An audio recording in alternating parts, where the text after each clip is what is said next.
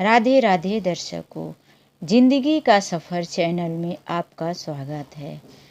Airport पर सफाई कर्मी सफाई करते हुए काफ़ी टाइम से देख रहा था कि एक बूढ़ी औरत एयरपोर्ट पर बैठी हुई है। ना तो कोई उससे मिलने आता है और ना ही वह किसी से बात करती है। सफाई कर्मी से अब रहा नहीं जाता, तब जाकर वह पूछता है, अम्मा, आप यहाँ सुबह से बैठी हो, किसका इंतज़ार कर रही हो? तब वह बूढ़ी औरत कहती है, बेटा, मैं यहाँ अपने बेटे का इंतज़ार कर रही हूँ। मेरा बेटा अंदर टिकट लेने गया है, उसके साथ मैं मुंबई जा रही हूँ। इतना कहकर वो फिर से चुप हो जाती है। सफाई कर्मी अपने कामों में लग जाता है, लेकिन उसका ध्यान अभी भी उस बूढ़ी औरत की तरफ जाता रहता है। अब सुबह से लेकर दोपहर हो चली थी। सफाई कर्मी को अपने घर लंच के लिए जाना था।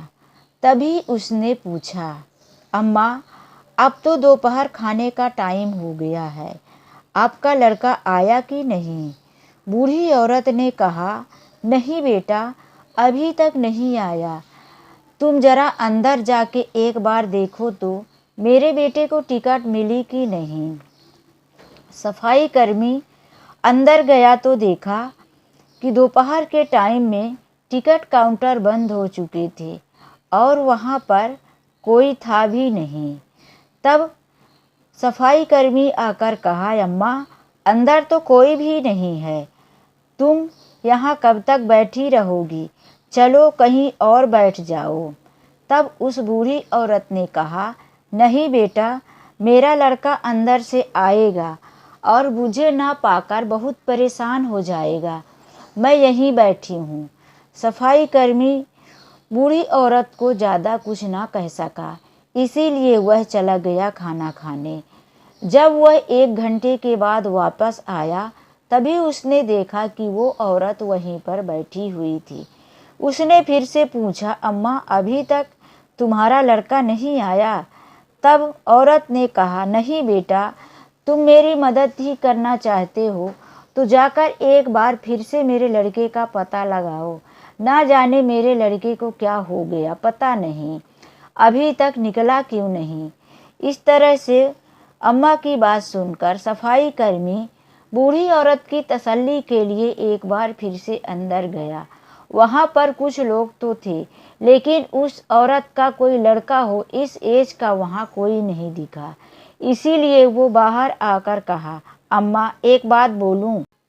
आए दिन कोई बेटा कोई बहू अपने बूढ़े माँ बाप को ऐसे ही कभी प्लेटफार्म, कभी हाईवे, कभी सड़क पर छोड़कर चले जाया करते हैं।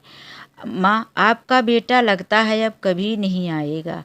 अम्मा उस सफाई कर्मी की बात सुनकर थोड़ा गुस्से में होते हुए बोली, अरे बेटा, तुमने मेरे बेटे को जाना ही नहीं। वह मुझे बहुत प्यार करता है, वो मुझे छोड़कर कहीं नहीं जाएगा। ज़रूर कोई पेपर कागज़ का काम फंस गया होगा। वो मुझे बोलकर गया है कि मैं यहीं पर बैठी रहूं। इतना सुनकर सफाई कर्मी अम्मा से ज़्यादा बहस करना उचित नहीं समझा और अपने कामों में लग गया। अब देखते ही देखते सुबह से शाम हो गई। सफाई कर्मी को घर जाना था। तब उसने देखा कि शाम को ठंडी हवा चल रही है। अम्मा अपने पुरानी साड़ी से अपने शरीर को छुपा रही थी। अम्मा को ठंड लग रही थी। तब उसने कहा, अम्मा, अब तो रात हो गई है, अब चलो, ऐसा करे कि तुम हमारे साथ ही चलो, सुबह यहाँ चली आना। अम्मा ने कहा, अरे नहीं बेटा, मैं यहाँ से कैसे जा सकती हूँ? अगर मेरा लड़का आया तो मुझे न पाकर कहाँ ढूंढेगा? तुम जाओ, मैं यहीं बैठूंगी। इतना सुनने के बाद सफाई कर्मी ने अपनी शाल अम्मा को देते हुए कहा, अम्मा, तुम मेरी शाल ले लो, तुमको बहुत ज़ोर से ठंडी लगेगी। देखना अभी जैसे जैसे रात बढ़ती जाएगी, इस खुले माहौल में और भी ठंडी हवा लगती है। अम्मा ने शाल को अपने बदन में लपेट लिया। सफाई कर्मी चला गया। अम्मा एक टक वहीं जिस कमरे में उसका लड़का गया था, हॉल की तरफ अपनी नज़रें टिकाए हुए बैठी थी। रात भर वहीं भूखी प्यासी बेचारी बुढ़िया बैठी थी, लेकिन लड़का जो वहाँ हो तब तो वापस आए।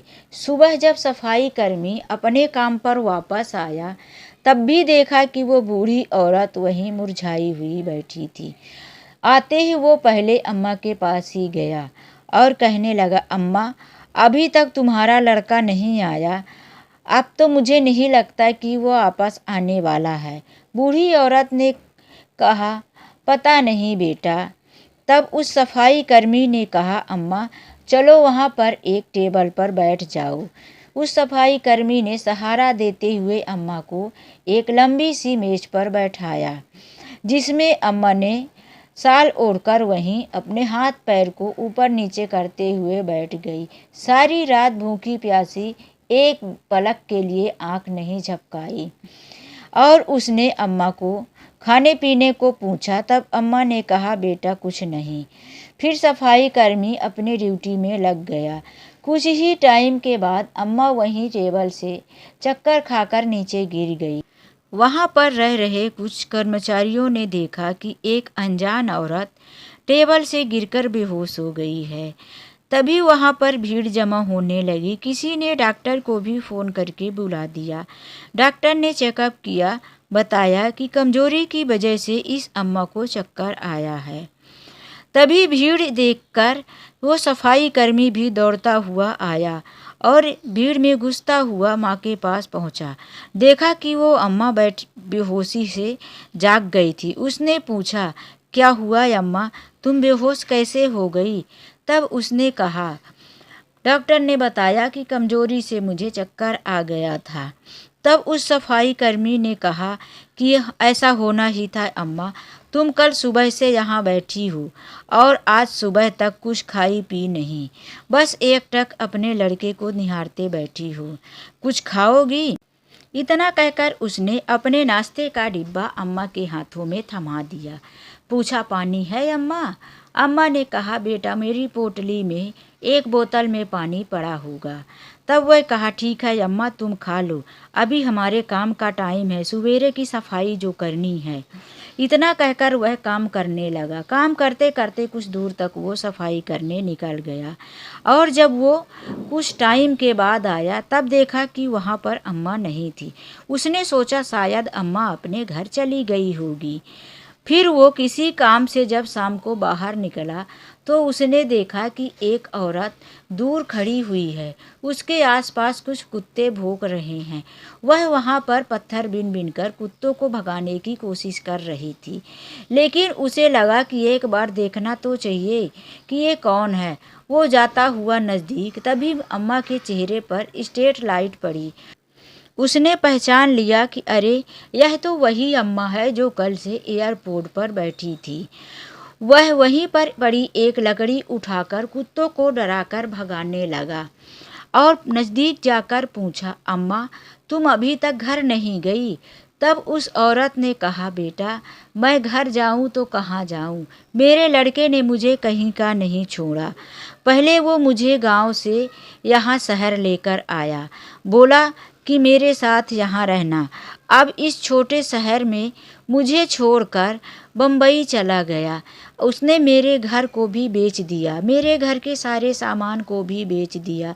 मेरे पास थोड़ी जो जमा पूंजी थी वह भी उसने निकलवा लिया। अब मेरा कोई घर नहीं, मैं कहाँ जाऊँ? इतना कहकर वह रोने लगी। तभी वह सफाई कर्मचारी थोड़ी दूर पर जाकर अपने पत्नी से फ़ोन पर पूछा और सारी बातें बताई कि इस तरह से हो रहा है। वैसे भी देखो, मैंने कभी अपनी माँ और पिताजी का तो प्यार पाया नहीं, वो लोग बचपन में ही छोड़कर चले गए। अगर तुम कहो तो कुछ दिनों के लिए इस बूढ़ी औरत को मैं अपने साथ लेकर आ जाऊं। उस सफाई कर्मी की पत्नी भी बहुत अच्छी थी। उसने कहा कि अगर तुमने सोचा है तो ठीक ही सोचा होगा, जैसे तुम्हारी मर्जी, तुम चाहते हो तो लेकर आ जाओ। फिर वह सफाई कर्मी अम्मा के पास आकर बोला, अम्मा रो मत, तुम हमारे घर हमारे साथ चलो, वहाँ हमारे 2 छोटे छोटे बच्चे और मेरी पत्नी है। इतना कहकर वो अम्मा की पोटली हाथ में लेकर बोला, चलो अम्मा। अम्मा बोली, नहीं बेटा, यहीं रहने दो, यहीं रोड में भीख मांगकर खा लूँगी, तुम्हारे साथ कहाँ जाऊँगी, तुम्हारे घर में तुम्हारे परिवार वाले। तभी उस बीच में ही सफाई कर्मी बोला, नहीं अम्मा, मेरे परिवार वाले कुछ नहीं कहेंगे, तुम चलो तो, यहाँ तुमको अकेला नहीं छोड़ सकता, कहीं तुम्हारे साथ कुछ हो गया तो मैं अपने आप को नहीं माफ़ कर पाऊँगा। इतना कहकर वो अम्मा को अपने साथ लेकर घर पहुँच गया। वहाँ सफाई कर्मी की पत्नी ने अम्मा को घर में नहाने को और नए कपड़े भी पहनने को दिए। अम्मा को पेट भर खाना मिला। 2 दिन से अम्मा भूखी प्यासी भटक रही थी। फिर सफाई कर्मी की पत्नी ने कहा, अम्मा आप बहुत परेशान हो, आज आप सो जाओ, फिर कल सुबह हम दोनों बात करेंगे। अम्मा तो जैसे रोने में ही लगी थी। सफाई कर्मी की पत्नी ने कहा, अम्मा रो मत, मेरा ये घर ज़रूर छोटा सा है, लेकिन इस बात का बुरा मत मानना, मेरा दिल बड़ा है अम्मा, हम भी कोई अमीर नहीं हैं, कल सुबह हम लोग बातें करेंगे। इतना कहकर वो अम्मा को नीचे ही बिस्तर लगा देती है। उसी बिस्तर में अम्मा सो जाती है। सफाई कर्मी का पूरा परिवार ही उसी कमरे में नीचे ही सोता था, क्योंकि उनका घर भी बहुत बड़ा नहीं था। अब जब सुबह होती है तब फिर अम्मा दुखी और उदास रोने जैसे शक्ल में आ जाती है। लेकिन सफाई कर्मी की पत्नी कहती है कि अम्मा, यदि तुम इसी तरह से रोती रहोगी तो कैसे गुजारा होगा। तुम हमें अपनी बहू और इनको अपना बेटा मानो, हम तुम्हें कभी कोई तकलीफ़ नहीं देंगे, तुम हमारे ऊपर विश्वास करो अम्मा। अब तो अम्मा धीरे धीरे अपना थोड़ा सा दिल में ढाढ़स बंधाने लगी, साहस करने लगी। दोपहर को जब खाने का टाइम हुआ, खाने बैठी अम्मा, तो फिर से अम्मा की आंखों से आंसू टपकने लगे। तब सफाई कर्मी की पत्नी ने कहा, अम्मा आप रो मत, खाना खाओ। अम्मा धीरे धीरे सकुचाते डरते हुए खाना। अब अम्मा धीरे धीरे बातें भी खुलकर करने लगी। सफाई कर्मी का नाम सुखीराम था। पहले तो अम्मा सफाई कर्मी वाला बेटा कहकर बुलाती थी, लेकिन अब अम्मा सुखी कहने लगी, क्योंकि अम्मा अब सफाई कर्मी को अपने बेटे की तरह मानने लगी। धीरे धीरे अम्मा और सफाई कर्मी की पत्नी एक दूसरे में घुलने मिलने लगे। जब सुखीराम सफाई करने चला जाता ड्यूटी पर, तो दोनों खूब बातें करती। अम्मा अपने बेटे बहू की सारी बातें बताई। इधर सफाई कर्मी की पत्नी ने भी अपने दुख सुख की सारी बातें अम्मा के साथ बताई। तब सफाई कर्मी की पत्नी ने कहा, अम्मा आपके बहू बेटे कितने बेकार हैं, जो आपको एयरपोर्ट पर भूखा प्यासा मरने के लिए छोड़कर चला गया।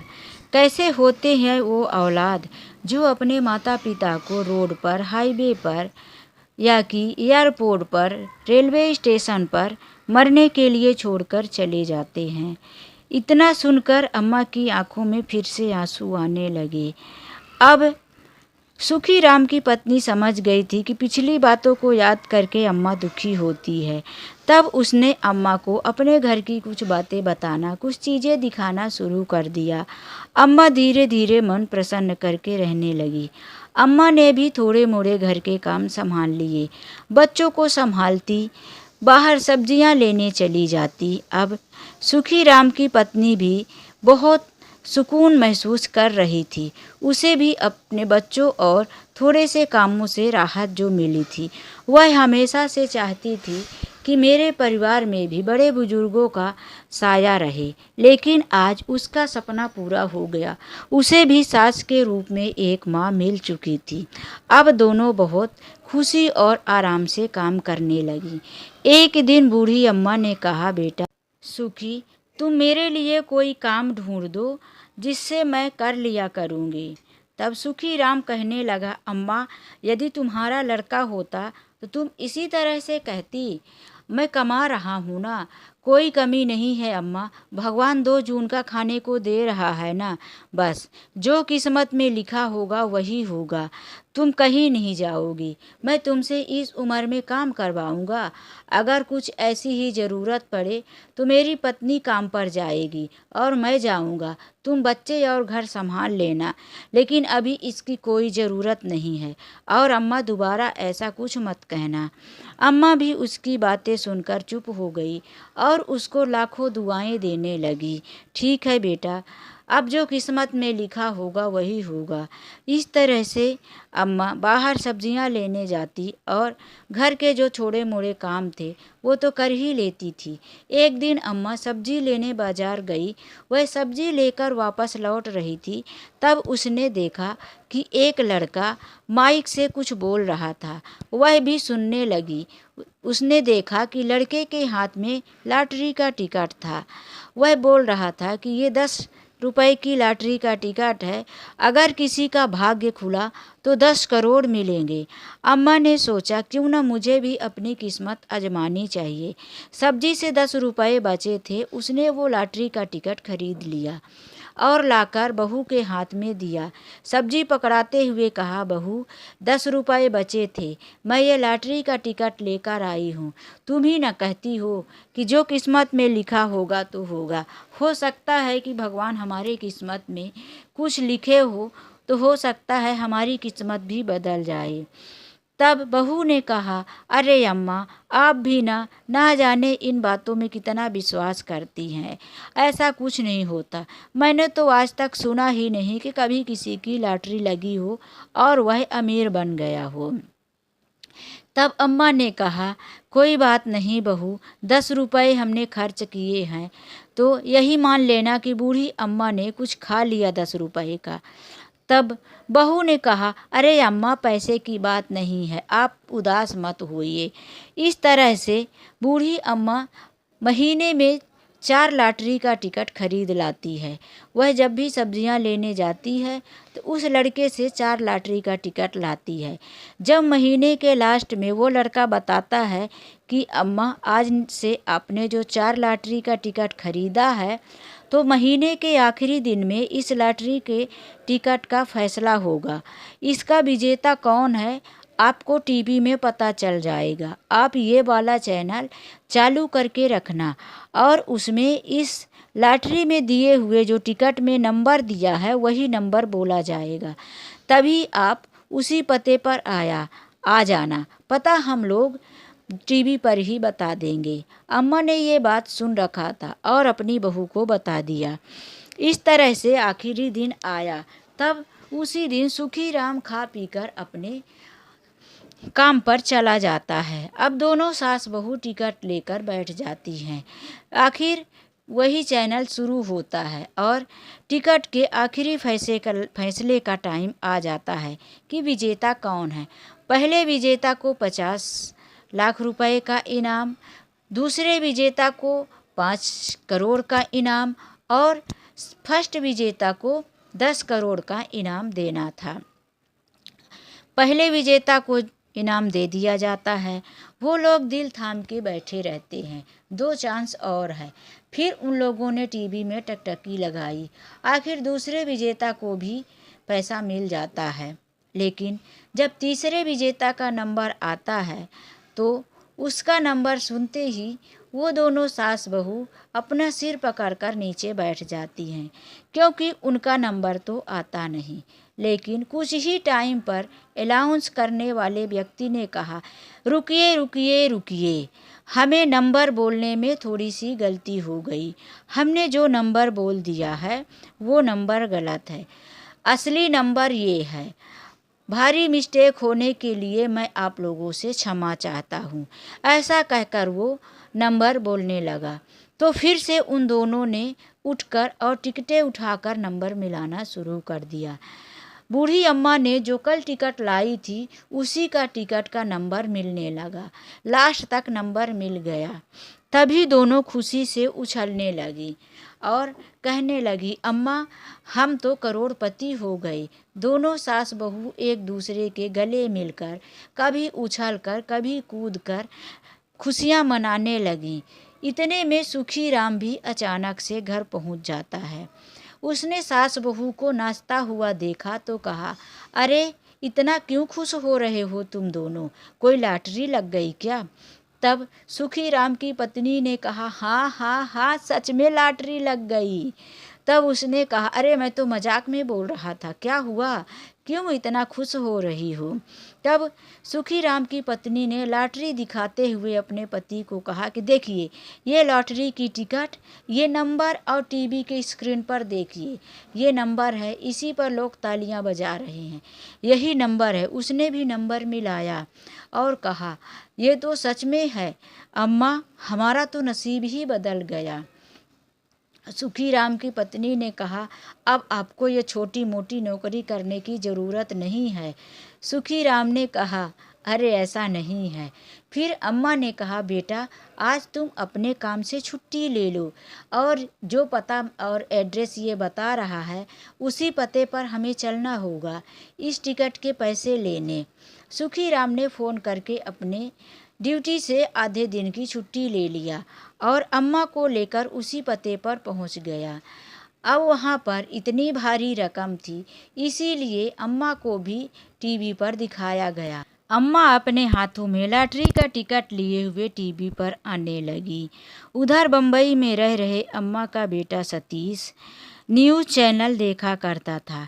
कभी कभी वो अपने गांव की खबरें जानने के लिए इंटरनेशनल चैनल भी देख लिया करता था। तभी उसने चैनल को चालू किया। अचानक से उसने देखा कि उसकी माँ टीवी पर दिख रही है। वो तो भौचक्का रह गया।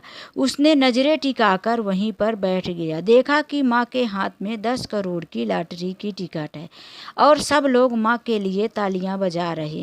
सतीश तो जैसे लालच के मारे अंधा हो गया। वह तुरंत वहां से आया जिस जगह एयरपोर्ट पर माँ को छोड़ के गया था। वहीं आकर वह आसपास पता लगाने लगा। तब किसी ने बताया कि यहाँ से 1 महीने पहले एक बूढ़ी औरत सुखीराम नाम के सफाई कर्मी के साथ उसके घर गई थी। वह उसका पता लगाकर तुरंत वहाँ पहुँचा, लेकिन वहाँ पहुँचकर पता चला कि वो लोग यहाँ से है ही नहीं, कहीं दूसरी जगह शिफ्ट हो चुके हैं। और भला शिफ्ट क्यों ना हो जाएंगे? आप लोगों ने कभी सुना है कि कोई करोड़पति एक छोटे से घर में रह रहा हो? जब वहाँ उसको अम्मा नहीं मिली तो उसने वहाँ से भी पता पूछा और पहुँच गया उस हाई फाई सोसाइटी में जहाँ उसकी अम्मा रह रही थी। वहाँ पर वो जाकर देखा कि दरवाजे पर एक वॉचमैन बैठा हुआ था। उसने कहा कि मैं इस घर की जो मालकिन है उसका बेटा हूँ, मुझे अंदर जाने की इजाज़त दिया जाए। तब उस वॉचमैन ने अंदर फ़ोन लगा के पूछा कि यहाँ पर एक सतीश नाम का लड़का है, पूछ रहा है कि इस घर की मालकिन का मैं बेटा हूँ। तब उस अम्मा ने कहा कि मेरा कोई बेटा नहीं है, उसे वहीं से भगा दिया जाए, बिल्कुल उसे अंदर आने भी मत देना। वॉचमैन ने कहा, मालकिन का कहना है कि तुमको अंदर नहीं आने दिया जाएगा, उनका कोई बेटा नहीं है, उनके बेटे का नाम है सुखीराम, जो कि अभी अपने ड्यूटी पर गया है। इस तरह से कहकर उस वॉचमैन ने गेट से बाहर जाने को उसे कह दिया।